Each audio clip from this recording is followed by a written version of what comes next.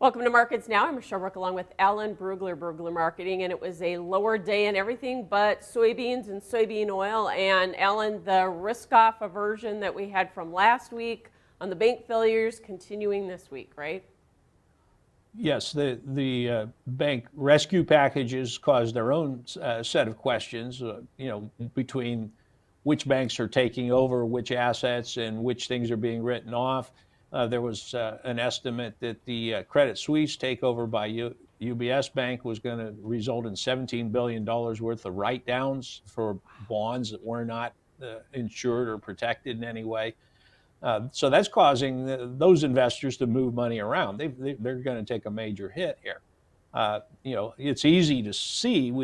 Can't really connect the dots, but it would be easy to see. Okay, I took a big loss here. I've got to close out some positions in commodities to free up cash. So, we definitely saw some sell-off pressure in the hogs. We saw some weakness in the wheat, and soybeans were the exception today, mostly on the old crop side. New crop was under a little pressure for most of the day. Yeah, absolutely. So the money flow, a big issue. Will that continue through the Fed meeting then, do you think? And then does it stop after that or keep going? Well, I think the Fed will provide a little certainty. Right now, we're very uncertain whether they're going to have to continue to raise rates because of the inflation, which is still there, or because of the bank situation, if they're going to jump ahead and assume that we're going to get some more recessionary behaviors because of that situation, and just stand pat. To me, it would make sense for them to just stand pat for the month, but the trading odds markets, if you will, are still looking for a quarter-point hike. Yeah, and then additional pressure in corn and wheat coming from the extension of this Black Sea grain deal? I think you can blame the wheat sell-off on the Black Sea deal, which is ironic because 49% of all the volume through the Black Sea deal has been corn. But wheat definitely saw a double-digit correction today. On the corn, you were down a couple cents, which is kind of guilty by association, if nothing else. So how much technical damage have we done in the corn and wheat market? I know we had higher weekly closes last week, but are we, what are you watching here right now in those two markets? Well, I don't think we did any real damage to corn today, just a kind of a correction after last week's rally. I'm intrigued by the fact that the commitment of traders data, which is still one report behind schedule here, is showing that the commercial sector, that is the commercial shorts, don't have a very large position. In fact, it's as small as since 2020, which tells us they don't own any cash corn worth mentioning. And at the same time, you had China coming in and buying 2.2 million tons of old crop cash corn last week. So to me, that says either basis is going to have to firm up or the board's going to have to go up. It's a question of timing. How soon do the Chinese want those vessels loaded? But it is also true that with the Argentine crop problems and the fact that most of the Brazilian first crop doesn't get exported, that the U.S. is going to be the main corn exporter here for the next 90 days or so. Yeah, you would think so, especially with Brazil and the slow planting that they're having on that second crop. So like we said, fund positions, obviously a big impact last week on the market. Undoubtedly, it's thought that funds are still long in soybeans and soybean meal, yet today we were able to bounce. So was that just funds defending their long? Was it technical or what? I think it was technical. We sold off several days in a row there. We broke some key supports late last week.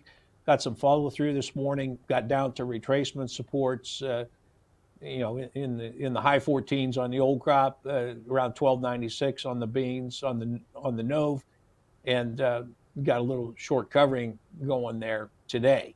Now, turnaround Tuesday being what it is, we may find some reason to fade it the next day, but that's what we got on Monday.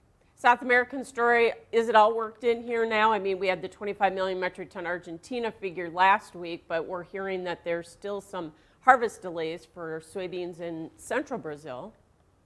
Well, Brazil has a huge crop. I mean, hasn't changed, all right? It's taken them a while to get it out.